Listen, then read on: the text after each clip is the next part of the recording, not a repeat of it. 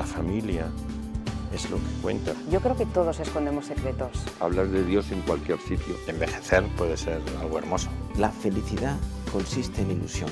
La voluntad en varias direcciones. Yo no he perdido nunca la ilusión por vivir. La crisis está en la persona. Una actitud positiva es siempre bueno para todos, ¿no? Palabras a medianoche, con Jesús Fonseca.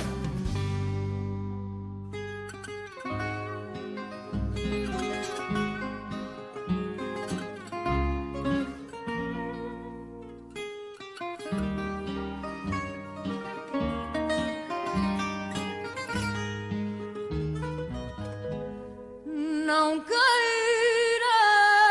gostar de mim sem que eu te peça, nem me des nada que ao fim eu não mereça. Vê se me deitas depois culpas no rosto.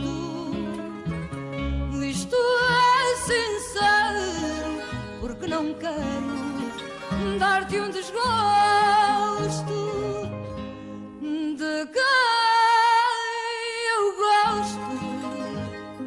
Nem às paredes confesso e até aposto que não gosto de ninguém. Podes sorrir. Yo creo que la literatura siempre intenta ver lo que hay por debajo de la apariencia de la realidad. Es tal vez el papel de la literatura, desvelar lo que somos, cómo nos comportamos, eso que no se ve, eso que está detrás de las relaciones. Las relaciones tienen una forma, creemos que eso es lo que de verdad las consolida, pero luego los seres humanos a lo mejor pensamos o nos comportamos o sentimos de una manera diferente a como nos expresamos. Amalia cantando un fado.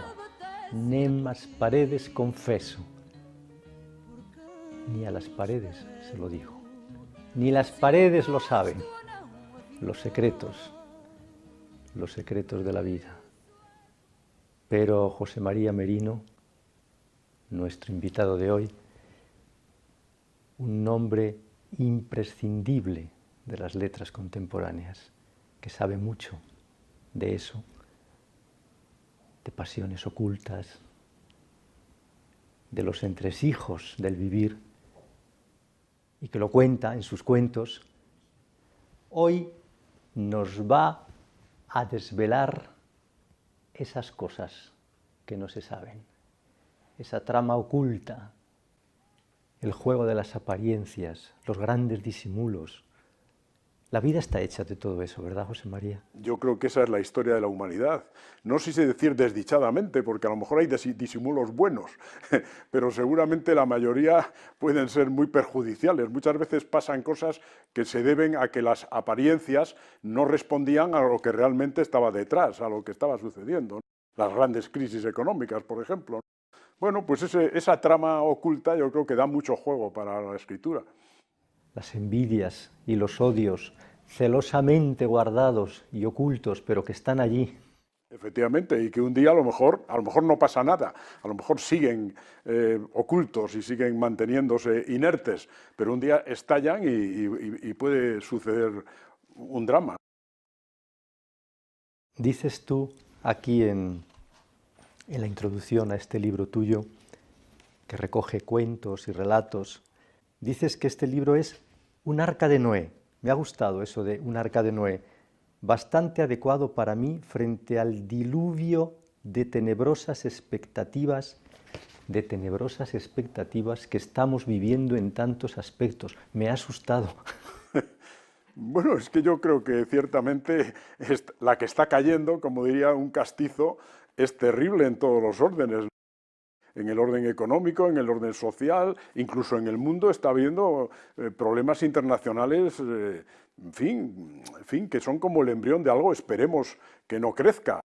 Pero yo creo que efectivamente estamos viviendo un momento difícil, extraño, y ese diluvio, pues los escritores tal vez del diluvio nos refugiamos en la escritura, aunque la escritura trate del diluvio, la mía no. Hay pocos, en estos cuentos hay pocas cosas que se refieran concretamente a la crisis que estamos viviendo, pero en cierto modo pues nos refugiamos en el arca que es el libro, y en este caso el arca es un arca de Noé porque hay muchas especies dentro de ella. Estamos viviendo el embrión de algo, decías ahora. ¿Qué crees tú que se está gestando? Pues no lo sé, espero que no sea... Algo bueno. No sea, no sé, espero que el siglo XXI no sea peor que el XX, espero. Bueno, muy malo tendría que ser para ser peor, ¿verdad? Pero bueno, concretamente el panorama que tenemos, pues no sé, esta guerra del Estado Islámico que nadie sabe quién lo financia, porque ¿quién financia al Estado Islámico? Pues no sé, los problemas europeos de todo tipo, incluso el problema que estamos viviendo nosotros con el separatismo catalán, y el problema económico de fondo, las generaciones, me atrevo a decir las generaciones, por no decir la generación de gente joven que no va a tener empleo, en fin, estamos viviendo un momento pues realmente oscuro, y aunque siempre, como decía Brecht, la noche más larga tiene un amanecer, tiene un alba, ¿no? Pero bueno, ahora estamos en la noche. Pero hay gente buena, hay gente estupenda, como algunas personas que aparecen en tus cuentos, como por ejemplo Adolfo García Ortega, al que tú le dedicas precisamente uno de tus cuentos, El día menos pensado. Pues sí, la mayoría de la gente es buena, creo yo. Hombre, yo creo que gracias a eso el mundo funciona, a que hay una base importante de gente de buena fe, de buena voluntad, de gente que trabaja por... Pues ahora lo hemos visto estos días, cuando han matado a un cooperante británico los yihadistas. O sea, hay gente que está por ahí ayudando y hay gente que se esfuerza en hacer bien las cosas. Y pues claro que sí, gracias a eso el mundo funciona. Si no, pues seguiríamos siendo una especie de antropoides belicosos y no tendríamos realidad estable, no tendríamos una posibilidad de vislumbrar un futuro y de tener un presente. Pero él, no crean ustedes que es tan bueno, él aparece aquí así como muy bueno, pero él mismo lo reconoce. Fíjense lo que dice. Debo confesar que no soy tan bueno como algunos creen. A lo largo de la vida me he alegrado interiormente mientras ponía cara de circunstancias de la muerte de ciertos personajes, algunos relacionados con mi gremio, como aquel crítico prepotente o ese otro poeta narcisista, insoportable, u otros que tenían para mí una presencia dañina en mi tiempo. Bueno, decía José María Merino, pues una cabrona menos, un gilipollas menos. Pensaba que, bueno, que el mundo estaría más limpio sin ellos. Para que vean cómo son los escritores de buenos, miren. Lo que pasa es que no has leído el final. Siempre le queda al espectador seguramente el interés por saber cómo termina. Que eso lo tienen que leer, tienen que leer ese relato que se titula Malevolencia, y allí sabrán cómo termina. Efectivamente. Pero es verdad que a veces uno no puede remediar el decir, bueno, mira, pues tal día era un año, ¿no? Sí, a veces. Lo que pasa es que yo creo que es profundamente, psicológicamente malo alegrarse de la desgracia ajena. Quiero decir que es mucho mejor regocijarse con la suerte, el éxito de los demás, sobre todo si no digamos nada si son amigos, y si son enemigos o adversarios, bueno, pues mirar para otro lado. Pero alegrarse de la desgracia ajena yo creo que lleva en sí mismo un elemento dañino para nuestra propia estabilidad emocional. Yo creo que en eso soy partidario de una mirada, pues casi diría budista, en cierto modo, no, es más, lamentar siempre las desgracias. Las desgracias, de cierto modo, siempre nos acaban tocando a todos. Un cachito de la desgracia ajena nos acaba tocando a todos. Las penas como las alegrías son compartidas casi siempre. Pues sí, sobre todo en un animal político o social como somos el zoos politikon, que somos los seres humanos. pues efectivamente un desastre en cualquier sitio acaba de algún modo repercutiendo, aunque sea ínfimamente, en nuestra realidad. Pues no sé, el problema ucraniano acabó haciendo polvo nuestras exportaciones de frutos, es decir, es que a veces no sabemos muy bien por dónde viene por dónde nos puede tocar el reflujo de la desdicha ajena. Esto que acabas de decir tú, por ejemplo, lo de Ucrania, fíjate qué problemón se creó de momento. Claro, es que... Con todas las frutas y las hortalizas que lo tenían que tirar. Claro, claro. Que lo tenían que tirar. José María, el ferrocarril, los trenes. Tenemos que tomar el tren y el día y el sueño aquel. ¿Cuánto te gustan a ti los trenes? Pues muchísimo, porque el tren, en mi infancia, primero, el tren pasaba, el tren que luego tuvo el nombre de Transcantábrico, gracias a Juan Pedro Aparicio, ese tren de vía estrecha, el tren de la Robla, pasaba al lado de mi colegio, con lo cual, el Colegio de los Maristas de León, donde yo estudié, y los trenes, a mí siempre me ha encantado ir en tren, y es más, en tren tienes como una soledad que te permite leer, trabajar. A mí el tren me cunde mucho, cosa que el avión en cambio no cunde nada, pero el tren es formidable, te puedes meter allí, ¿cómo? 4 horas, bueno, nada, 4 horas por delante para trabajar, descansar, relajarme, o sea, cuando la gente dice, vendrás muy cansado, digo, no, vengo estupendamente. El tren, de estación en estación, en el tren de su destino, va José María Merino.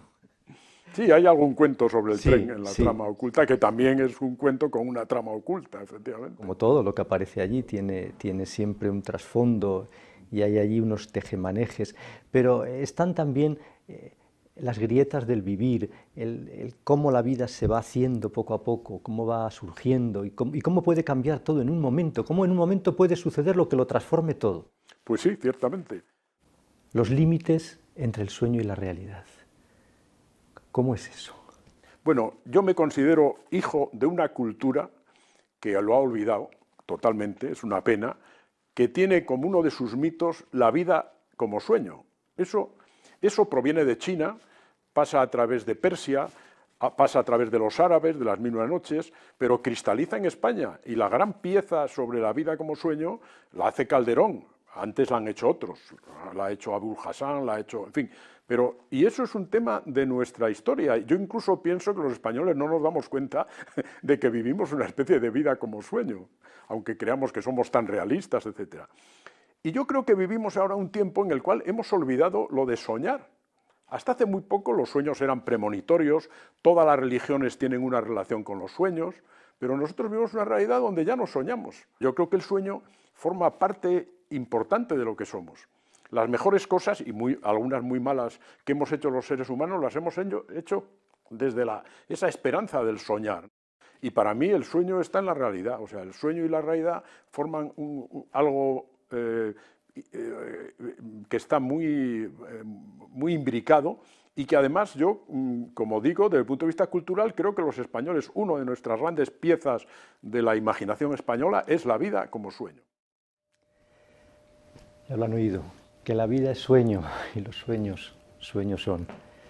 José María, vamos a hablar un poco de esa otra faceta tuya que tiene que ver con el idioma, porque como ustedes saben, José María Merino es también académico de la Real, académico de la lengua. Y va a salir un diccionario, un nuevo diccionario de la lengua española, pues sí, en el cual tú has tenido que ver bastante. Bueno, todos allí tenemos que ver con el diccionario, porque realmente, primero, las reuniones de las comisiones, que son verdaderamente interesantísimas, es trabajar con las palabras, y es volver a leer las palabras, ¿no? Y darte cuenta de cómo las palabras, a lo largo de los años, de pronto toman unas derivas imprevistas, cambian su sentido, es fascinante. Más de 50 millones ya de hispanohablantes en Estados Unidos. Es impresionante. Y no nos damos cuenta. Yo pienso que los españoles no valoramos suficientemente ese tema. Para mí ese es un tema de Estado, un tema fundamental. Cuando yo colaboré a finales de los años 70 con UNESCO, el jefe de la misión, que era un francés, un tipo encantador, nos hicimos amigos, me decía, yo no puedo entender cómo ustedes los españoles no viven de esto, del castellano. no lo puedo entender, porque efectivamente es una lengua que sigue creciendo. Desde luego en Estados Unidos no, el famoso Spanglish se acabó, los hispanoparlantes no pierden el español, porque el español es una posibilidad de trabajo. Nueva York es una ciudad bilingüe, anglo-hispana en este momento, y el español se va extendiendo por todo el mundo. Gracias a Hispanoamérica y a las relaciones con China, en China hay mucho interés hacia el español. Hace poco que yo estuve con Luis Mateo Díez en Taiwán dando unas conferencias, en Taiwán hay un gran interés por el español, y tal vez los españoles, como nos pasa con nuestras tradiciones culturales, no somos conscientes del valor que tiene esta lengua que hablan 500 millones de personas. Es impresionante, sí. En Brasil el segundo idioma. Claro, Brasil es segundo idioma, claro. Segundo idioma. Y esto no quiere decir, ojo, que yo manifieste ninguna petulancia, lo siento mucho. Lo que pasa es que es así, es una realidad. Las cosas son como son. Claro, las cosas son como son. Y además es una lengua que todavía no se ha descompuesto, porque una lengua se puede descomponer en poquísimo tiempo. Aquí, pues es una lengua, es más, en América, riquísima. Tal vez el español más consolidado, construido, etcétera, se oye en América más que en España, ¿eh? En España tendemos a perderlo. En este lugar donde yo vivo estoy rodeado de carteles en inglés. La aparición, maravillosa lengua, ¿eh? Pero el incremento que está habiendo en la vida cotidiana del inglés en España no es similar en absoluto al que está habiendo en los países hispanos de América. Es un hombre sorprendente, José María Merino, ahí donde lo ven ustedes, ¿eh? Le gusta el mundo submarino, por ejemplo. No le gusta el fútbol. Eso hay que tener cuidado al decirlo, porque en Argentina fui cuando en pleno mundial, hace unos años, y el chofer, el conductor del taxi que me llevaba, me dijo, bueno, ¿cómo lo ve? Y yo no sabía de qué me estaba hablando. Y entonces cuando se dio cuenta de que no sabía de qué me estaba hablando, vi en sus ojos una mirada de sospecha, diciendo, ¿este tipo qué será? ¿Un espía? ¿Vendrá de Marte? ¿Quién será? Un extraterrestre. Un extraterrestre, con lo cual yo cuando entraba en un taxi siempre lanzaba yo la pelota. ¿Cómo ve usted? Y ya me libraba de tener que dar yo explicación. Fingiendo como los personajes. Sí, claro, creando una trama evidente que no era la verdadera. Hablando de cuentos y de tramas y de personajes y de libros, ¿qué libro le recomendarías tú ahora mismo al presidente del gobierno, a Mariano Rajoy? A ver, ¿qué libro tiene que leer Mariano Rajoy de forma inexcusable? Pues no lo sé, es que no sé qué libros ha leído. Desde luego, a Maquiavelo convenía que lo leyese. Y tal vez a unos cuantos clásicos de la política, en fin, que hablan de cómo hay que manejar un poco la política, ¿no? Pero no me atrevo a aconsejarle ninguno porque me imagino que tendrá sus lecturas, pero vamos, El Príncipe, desde luego, sí recomendaría que lo leyese. El Príncipe de Maquiavelo. Qué interesante es ese libro. Y cuánta agudeza y arte de ingenio hay en esas páginas, ¿verdad, José María? Bueno, es que es sorprendente. Últimamente tengo que dar una conferencia que me ha hecho enamorarme de Kalila e Dimna. Es sorprendente la sabiduría de los antiguos. Ahora tendemos a olvidar a los antiguos ya pasó todo, parece que vamos hacia no se sabe dónde. La luz de los clásicos parece que se está apagando. Pero lee uno Kalila e Dimna y ve cómo discuten el rey y sus asesores, sus consejeros, y dice, pero bueno, si están hablando de la realidad que yo estoy viviendo. Este libro, traducido en 1251 por el gran Alfonso X el Sabio, me está contando cosas de mi realidad, de los juegos de poder, de cómo trabajarse a este o al otro, de qué hay que hacer con el amigo o con el enemigo, pero con una riqueza y una belleza deslumbrantes. Ahí donde lo ven, es un hombre tímido, lo disimula muy bien, pero es un hombre tímido. Escuchen. Lo reconoce en El filtro de Venus. Sí, yo he sido siempre muy tímido y la primera vez que me dieron un premio literario que había una copa en el Palace no fui capaz de hablar y me propuse vencer mi timidez. Ya lo voy consiguiendo poco a poco. Lo haces muy bien. Es bueno, es una cuestión de proponérselo. Yo digo, tímidos, proponéoslo y dejaréis de serlo. José María, tantos libros, Historias del otro lugar, La orilla oscura, tantas historias. Y todo surge, me da la impresión a mí, sobre todo, brota de tus experiencias de niño, de la tierra, de la gente de la tierra adentro. Pues sí, naturalmente. Surge de mi fascinación por el contar. Yo tuve la suerte de niño de oír estupendas historias contadas. Tuve un padre que valoraba mucho los libros y que me permitía leer todo lo que quisiese y me animaba a ello. Entonces, desde niño fui un lector y un, atento receptor de historias orales. Y eso me formó un poco la imaginación y el deseo de contar yo a mi vez, porque uno cuenta porque quiere, del mismo modo que le han contado, uno quiere contar. Es ese mismo sistema. Hay un personaje tuyo en El heredero, el protagonista, que parecería que es como incapaz de fijar su propio rumbo. Y en otros cuentos y en otras novelas tuyas me ha parecido apreciar siempre que a ti te inquieta mucho ese desconcierto, esa incapacidad para eso, para encontrar el camino, para fijarse uno su propio rumbo. Bueno, es que yo creo que uno de mis temas preferidos, y tal vez está en todos mis libros, es el tema de la identidad. Porque yo desde luego creo que es imposible volver al útero materno, como pretenden algunas culturas y algunos movimientos terribles. Pero yo creo que tenemos que ser y tenemos que cambiar. Hay que conciliar las dos cosas. Tenemos que ser y al mismo tiempo tenemos que ir cambiando. Y yo creo que ese tema de la identidad para mí es un tema fecundísimo. El heredero es una historia de identidad, de quién es, qué ha heredado, qué heredamos y qué vamos a transmitir, porque ahí está también nuestra identidad. Pero nuestra identidad no es decir, no, yo es que soy así de una pieza desde que empezó el mundo y voy a seguir siendo así hasta el final de los tiempos. No, amigo, tú pues irás modificando, irás cambiando. Yo estoy hablando de esta hermosa lengua que es hija del latín, que a su vez tuvo mucho que ver con el etrusco, etc. Hemos hablado ahora de literatura.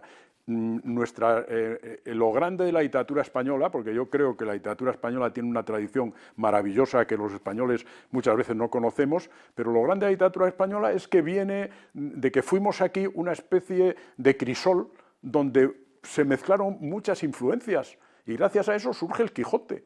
Y surge la Celestina, y surge el Tenorio, y surge el Lazarillo, y surgen los clásicos, gracias a que aquí cuajan cosas que vienen de la cultura árabe, de la cultura judía, de la cultura centroeuropea, de la cultura fenicia, en fin, pues sí, esa es la gracia que tenemos, por eso hacemos unos escabeches tan buenos, por ejemplo, por eso hacemos la paella, o por eso hacemos, en fin, o por eso tenemos antes estábamos hablando de nuestra gloriosa tradición de la chacinería.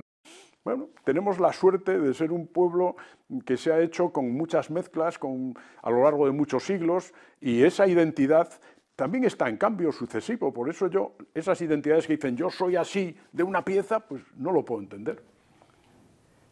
La vida se va tejiendo poco a poco. De hecho, tú en tus cuentos la vas tejiendo poquito a poco y hay que ver cómo cambian los personajes.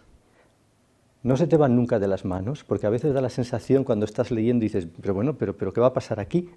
No, a veces hay algún personaje en alguna novela mía que ha decidido ir por libre y se ha hecho el dueño o la dueña de la novela, pero esas son cosas que pertenecen a lo que yo llamo las lógicas secretas de la narrativa, pero hay que procurar que no se te vayan de las manos, eso sí. ¿A qué te suena esto? Pues es una preciosa canción de Leonesa, que efectivamente yo la tengo por ahí. ¿Te la sabes? ¿Cómo es? A ver. Pues no me acuerdo. Los titos de Corbillo son duros de cocer.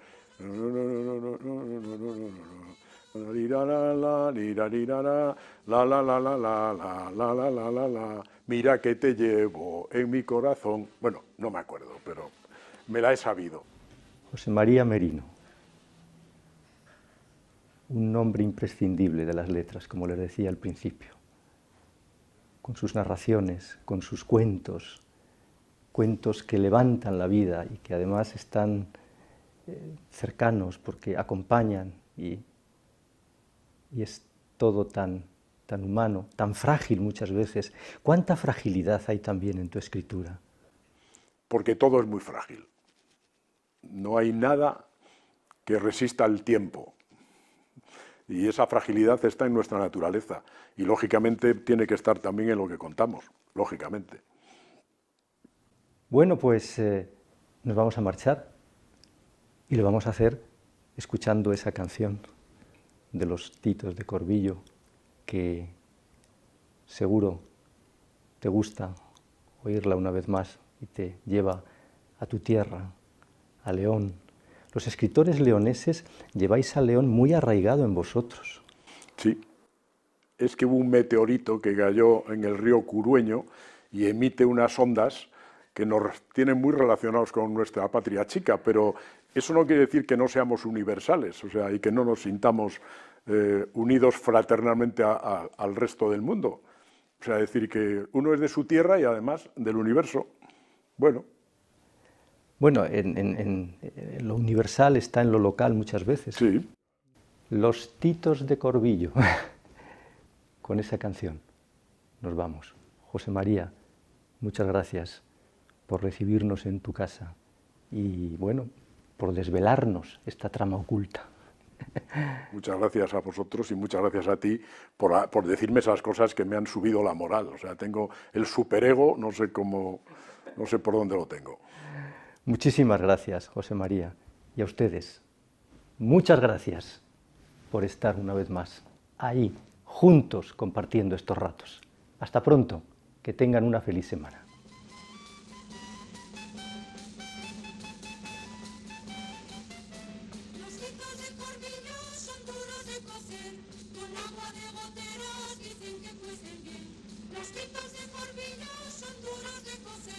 Con agua de goteras dicen que cuecen bien. Ay, bendito.